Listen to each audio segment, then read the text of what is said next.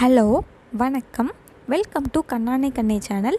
இன்றைக்கி 9 மாத குழந்தையிலேருந்து உண்ணக்கூடிய நாட்டுக்கோழி ரசம் அல்லது சூப் அதுதான் எப்படி பண்ணலான்னு பார்க்க போகிறோம். அதுக்கு ஒரு 4-5 நாட்டுக்கோழி துண்டுகள், நல்ல எலும்பு பீஸ் இருக்கிற மாதிரியான துண்டுகள் மஞ்சள் போட்டு நல்லா கழுவி வச்சுருக்கேன். அதை குக்கரில் மாற்றிடலாம். இப்போது அரை துண்டு தக்காளி பழம் நல்லா துண்டு துண்டாக கட் பண்ணி அதை சேர்த்துடலாம்.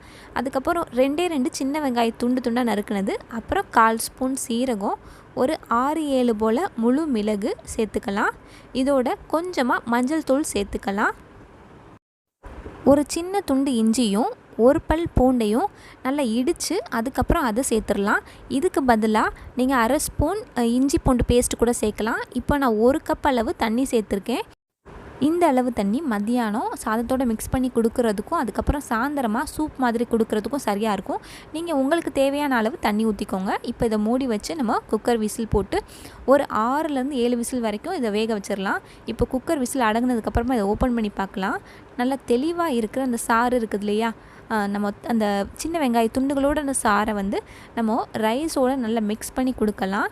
இல்லை இதை சூப்பாக கூட நீங்கள் கொடுக்கலாம், நல்லாயிருக்கும். இந்த ரசம் குழந்தைங்க வெயிட் ஏறுறதுக்கு ரொம்பவே உதவியாக இருக்கும்.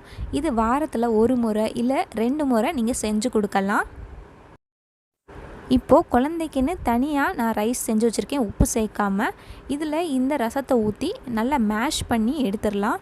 இதோட நம்ம அவிச்ச முட்டையோட மஞ்சள் கரு மட்டும் சேர்த்துக்கலாம், இன்னும் நல்லாயிருக்கும். குழந்தைங்க நல்லா விரும்பி சாப்பிடுவாங்க. குழந்தைக்கு 1 வயது வரைக்கும் நம்ம கண்டிப்பாக அவங்களோட உணவில் உப்பு சேர்க்கக்கூடாது. இப்போது நம்மளோட ரசம் சாதம் ரெடி ஆகிடுச்சு. நல்லா குழைவாக இருக்குது, குழந்தைங்க நல்லா விரும்பி சாப்பிடுவாங்க. இதோட சாயந்தரம் நான் கொடுக்கக்கூடிய சூப் கூட ரெடி ஆகிடுச்சு. இந்த வீடியோ உங்களுக்கு யூஸ்ஃபுல்லாக இருந்திருக்கும் நம்புகிறேன். இந்த வீடியோ பிடிச்சிருந்துச்சுன்னா மறக்காமல் லைக் பண்ணுங்கள், கமெண்ட் பண்ணுங்கள், ஷேர் பண்ணுங்கள், சப்ஸ்கிரைப் பண்ணுங்கள். நன்றி.